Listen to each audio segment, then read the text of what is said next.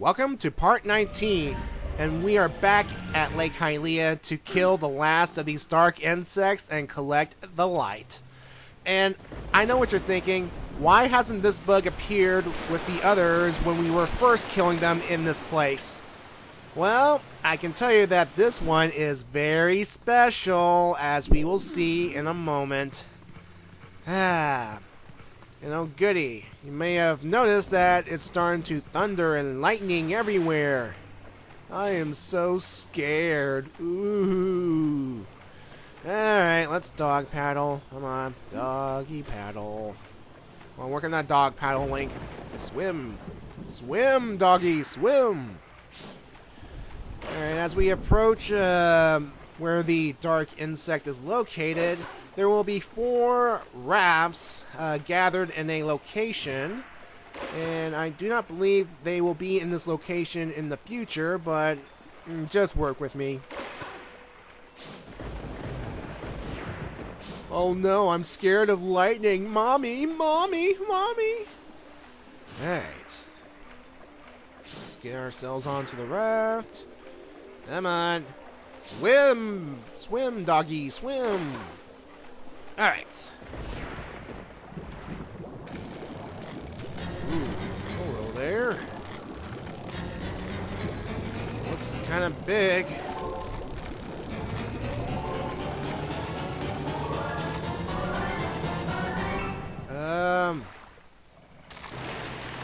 Hello there. Alright, let's go over to center. And oh my goodness! Oh my god, that thing's huge. Hey, yes, everyone, meet the Twilight bloat, our mini-boss, and the final bug to collect. And thanks to the realistic nature of the graphics, it is one ugly thing and disgusting. Anyway, this thing is pretty much easy to defeat.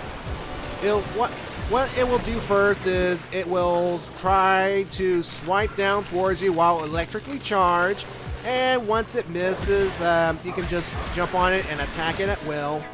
And afterwards, it will go around like crazy trying to knock you off one of these rafts. And it's a good idea to try and stay on the raft, because if you're in the water, it will have a good chance of damaging you. But otherwise, it's not that hard of a boss fight. Now, once you manage to damage it a few times, it will be stunned long enough for us to do a charge attack on its 6 tendrils, tentacles, or leg things. And once we destroy all 6 of them, it will die. I guess they're saving the biggest and ugliest for last, because this is it. This is all the light. We're done with this whole Vessel of Light side quest forever. Yes! I mean, you could say that this Twilight bloat is probably the queen insect, as it were. I mean, it would make sense. We've killed all its younglings. But, I'm just speculating at this point. We're done. We never have to do this sort of thing ever again. Finally. And now we're going to introduce ourselves to the light spirit named Lanayru. And if you haven't figured it out by now, Lanayru is derived from the name Naru, which is the goddess of wisdom.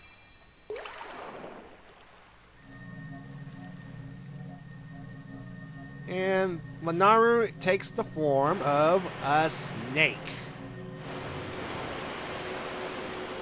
Goody. Now, Lanayru here will act a little differently than the others, and what I mean by that, it will actually basically he will reveal a bit of backstory about the items we've been collecting, the fused shadows. And let's just say, folks, that the nature of this sequence here is, well, it pushes the T for teen limit to its possible extreme. So, yeah, so let's just sit back, relax, and enjoy ourselves a bit of nightmare fuel.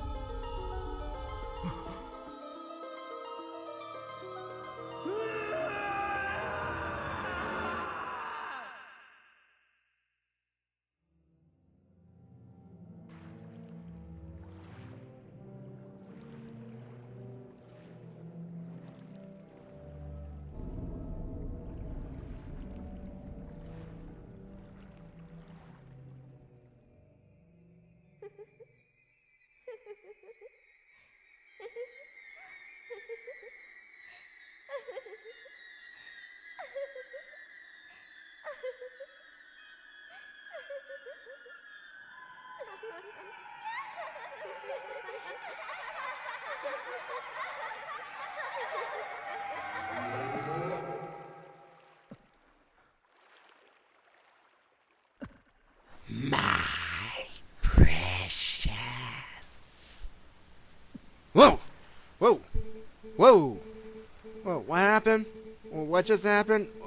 Sorry, I was a little mesmerized here. Ooh, so, yeah, this is definitely Lord of the Rings inspired here. Items that can corrupt even the purest individuals. I mean, even Link was tempted for a moment. Jeez Louise, these things are powerful. And we are collecting them for the Imp? You know, at this point, I would just say, screw you, Imp. I'm walking away. Bye. See ya. Bye-bye. Bye. But no, we're the hero. We have to do this. I mean, we've already seen the corruption in the Forest Temple and in Goron Mines. And we have to collect the last one, which is in the bottom of this lake. Which means we have a water dungeon to deal with later on. Yay! But we have to get down there first. And the deceased Zora Queen has explained that there is a way for us to breathe underwater. So now that everything's all light, everything's all pretty again, well, we're going to have to find a way to help the Prince of Zoras get to safety, get better and all that. Now, because we no longer have our wolf form and Midna's no longer available to us, we have to get out of Lake Hylia a different way. And the only way to get out of Lake Hylia at the moment is to talk to the guy we've been viewing this entire time. The guy next to the house. Make sure you get enough rupees. Come on, let's go. And I do have to admit, I like the graphics in the water. It makes everything all nice, pretty, and realistic, kind of. I mean, say what you will, I just love the graphics of this game. I mean, it really shows the GameCube's limits. Although, again, this was also made for the early Wii, but I'm rambling again. Hello there, Zora, and with the goofy fish head helmet thing. I'm sorry, but is anyone in battle going to take you seriously wearing that?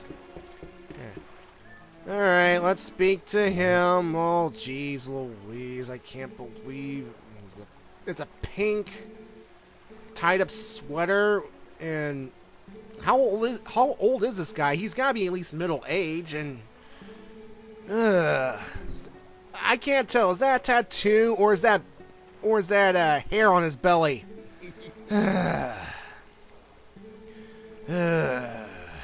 Anyway, this guy here, his name is Fire.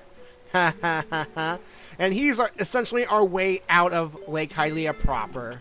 So, we have to pay him 10 rupees, and we have to get inside this contraption.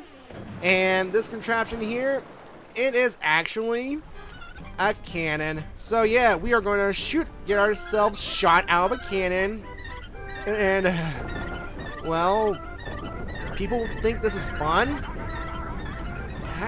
I mean, I know there are human cannonballs in real life, but it's just a video game. And, well, yeah. Anyway, the cannon will shoot us over to this house right here. And in this house, we will play another mini game, which will actually be beneficial. Yay. Uh-huh. Yeah, I just mentioned that about the ability to go underwater. I just told you that. I just said that, Imp. Will you shut up? Ugh. Come on, come on. Alright. So, yeah, let's go down here, and we will meet another fabulous individual, as it were. Yeah, so... Oh, chickens. A whole bunch of chickens? No, turn around. There we go. And hello there. Oh my. Isn't he just fabulous? Yeah, this guy name is Falbly, and well, I'm not gonna say anything else. Anyway, basically his minigame is essentially a game of gliding and... Oh, he's walking... okay, sorry folks, sorry. Moving on. The minigame. Right. Anyway, his minigame consists of picking up one of these chickens or cuckoos or cuckoos or however you want to call them. And we're essentially going to be using them to guide down back to Lake Hylia. And we are going to try and land on this island of what he's called Riches. Now, what I'm doing right here is I am saving the game, because if by some chance you miss the island or a portion of the island or land on the wrong spot on the island, we have to take Fire's cannon back up. And again, that costs money. So, if I don't make it the first time around, I can always reset the game and try it again. But thankfully, this time around, I actually reached my destination in one go. This reminds me a lot of the Deku Leaf and chicken glidings of past games. Anyway, the tier you want to make it to is not the one spinning. No. We're going to the one directly below it. So you can just move the control stick to control your descent. And when you make it to the right area, just open the chest and we get another heart piece. Fabulous. And if you want to now, you can go down each tier and open each treasure chest and get a whole bunch of rupees. Now, the chest that is currently circling above, it actually contains 100 rupees and orange rupees. So, if you want to try and land on that, be my guest. But it's best to try and aim for the level with the heart piece because it's more valuable, more health, and fun. See, look at all that money I've won. Now, I will be coming back here at least one more time because there is something else we can get while on this island, and well, let's just say we'll save it for later on. So yeah, once again, we are going to have to go to Fire's Cannon and get out of here. Now, you may have noticed that this place was not here before for some reason. It was mysteriously absent. But, well, it's here now, and, well,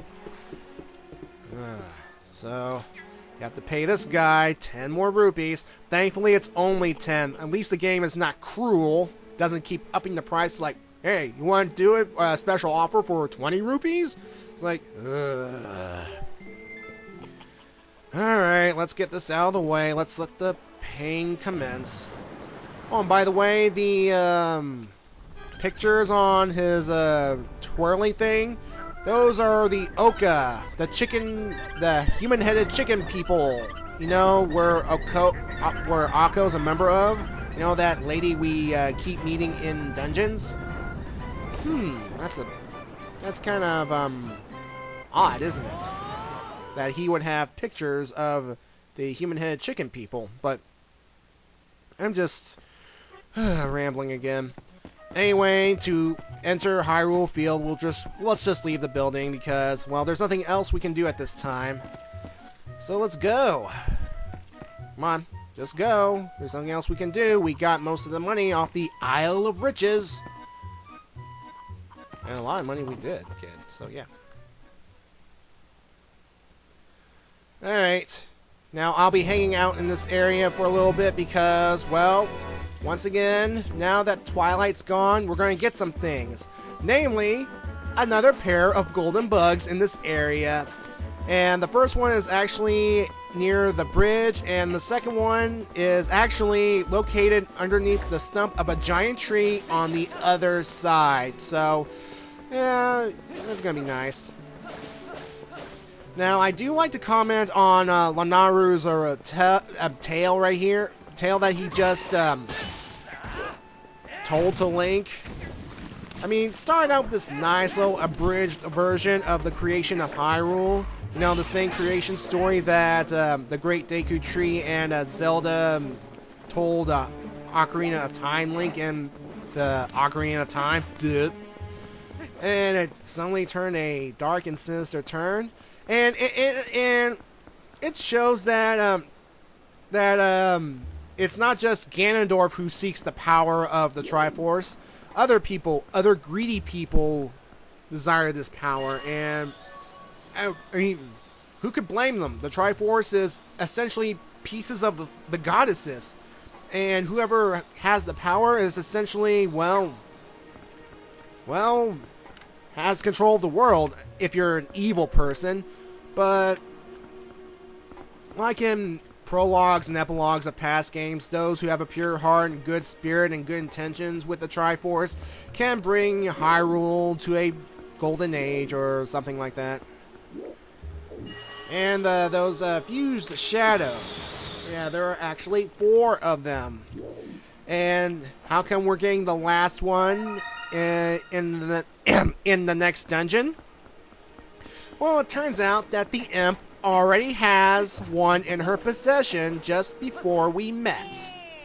And before we get to that, here comes the postman. And it's like how everything, like time stops when he approaches Link. See, there are crow enemies right there, just frozen in place. Yay. So, yeah, go postman deliver mail throughout monster-infested territories. And we will actually see the postman in some different areas. Anyway, the letters here are to tell you that Barnes has created a new type of bomb that can work underwater. And the second letter is actually a Lanaru tourist advertisement showcasing that there are two places we can visit. One is a nice fishing pond, and the second is the rapid rides. And in my next video, I will actually visit those locations. Anyway, like I said, the second bug is located in this area. Just be careful of these undead dogs and these blob enemies that we will encounter. But before I talk about these blob enemies, I want to comment again on these fused shadows. Now, these dark interlopers who use this sort of magic, I mean, Midna has one in her possession. She is wearing one like a helmet. So it would imply here that Midna is actually a member of this dark interloper race. And again, again about the flashback, the goddesses mentioned that the three spirits wanted to stop them. I mean, if these three spirits, I'm assuming they're Lanaru, Pharaon, and what's his face? Oh, Eldon. Yeah, there he is. There we go. Then, I mean, where's Ordana throughout all this? I mean, looks like poor Ordana's been left out in the dust. But it makes sense. The three dungeons, the Forest Temple, the Goron Mines, and coming up the Lakebed Temple, they all have the few shadows in the locations of the three spirits that were corrupted by Twilight. So, I mean, at least they're consistent on that. Oh, and by the way, there's horse grass right there, and I got my horseback, so we can travel the land faster. Yay. And what I'm going to show you now is a little quicker way to travel through Hyrule. See, if I were to go to the path on the right, I would be taken to Hyrule Castle Town, or at least the entrance to Hyrule Castle Town, and it would transition into another screen. And then to get back out into Hyrule Field proper, it would transition into another screen. This way, though, you can just blow up some boulders, go across this pathway, and we will go straight through to the upper portion of Hyrule Field a little bit faster, as it were. Without all that annoying transition. And I'm just having fun right now, running over these Bulblins with my horse. Seriously, my horse is a tank. It is a car. No mercy. Alright. So yeah, the fused shadows. Yeah, Midna has one. Yeah, we got 3 so far. We just need one more, and we can be done with this whole mess. The blob enemies that were located underneath the giant tree, those are actually called chews. Yeah. If you recall from earlier Zelda games, there are enemies known as choo-choos, and they are blobs that if you kill them, if you get their remains, you can use them to increase your health, get more health back, or get some magic refilled and all that sort of thing. Well, and the choo-choos in the past games tend to have goofy faces.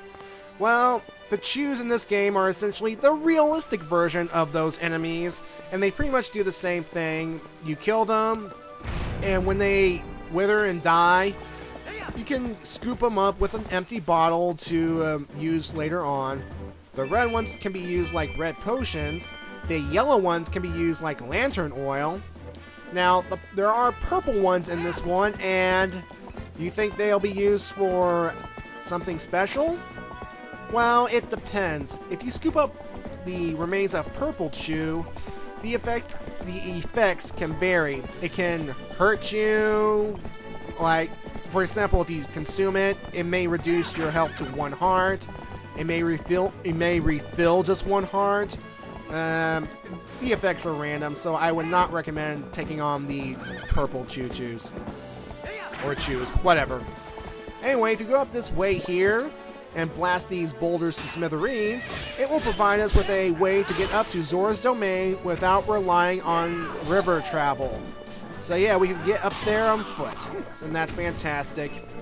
And a nice little fun fact, or not so fun fact, the Tektites here, because of their jumping capabilities, they can hurt you while you're riding Epona. What they'll do is they'll leap up, you hit them, and, well, they hit you, and you'll be hanging on to dear life on Epona if they successfully make contact. And that's not fun.